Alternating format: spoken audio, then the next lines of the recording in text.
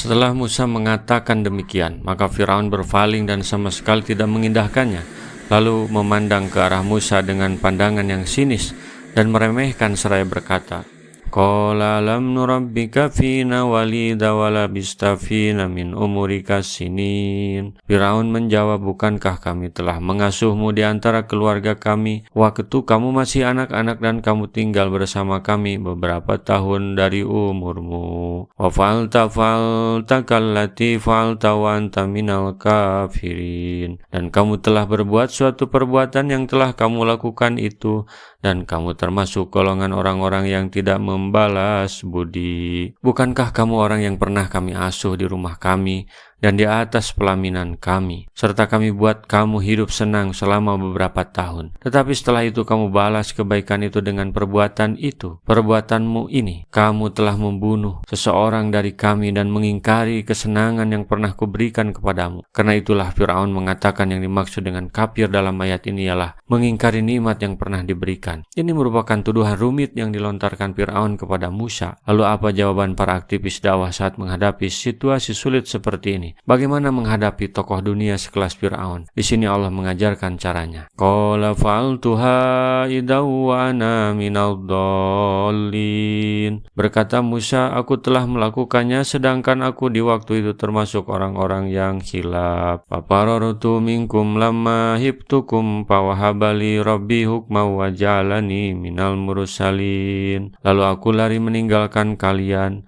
ketika aku takut kepada kalian. Kemudian Tuhanku memberikan kepadaku ilmu serta Dia menjadikanku salah seorang di antara rasul-rasul. Nabi Musa mengunci tuduhan itu dengan menceritakan apa yang terjadi di masa lampau. Kemudian setelah pembelaan ia melakukan penyerangan. Wa tilka ni'matun tamunnuha alayya an abadata bani Israil. Budi yang kamu limpahkan kepadaku itu adalah sebabkan kamu telah memperbudak Bani Israel. Kebaikanmu kepadaku dan jerih payahmu mengasuhku adalah imbalan dari perlakuan jahatmu terhadap Bani Israel.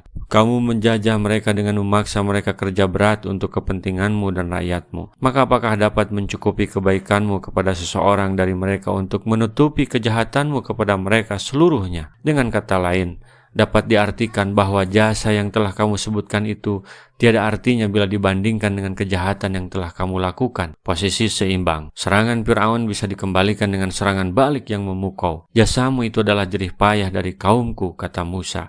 Setelah itu Nabi Musa memulai dialog dakwahnya. Qala Fir'aunu wa ma rabbul alamin.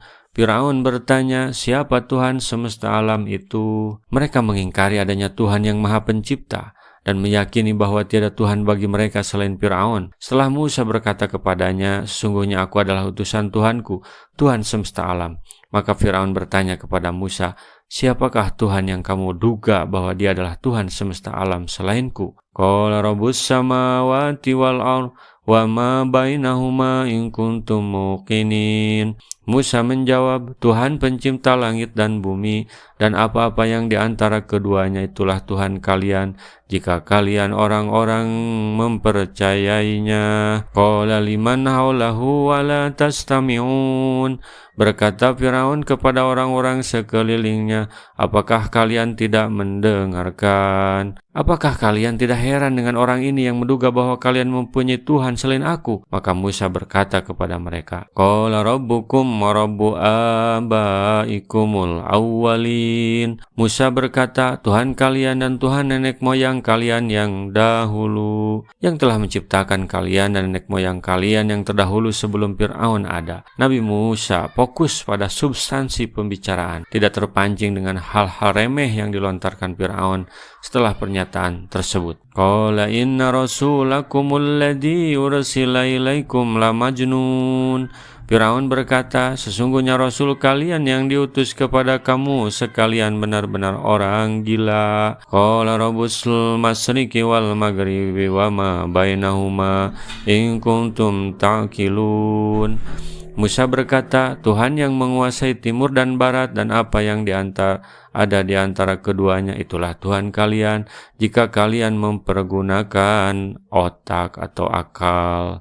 Dialah yang menjadikan timur sebagai tempat terbitnya bintang-bintang dan menjadikan barat sebagai tempat tenggelamnya bintang-bintang, baik yang tetap maupun yang beredar, sesuai dengan tatanan yang telah ditundukkan dan diatur oleh. Dengan kata lain, jika Tuhan yang kalian dakwakan sebagai Tuhan kalian sebenarnya adalah Ia membalikan tatanan tersebut dengan menjadikan arah timur menjadi barat dan barat menjadi timur.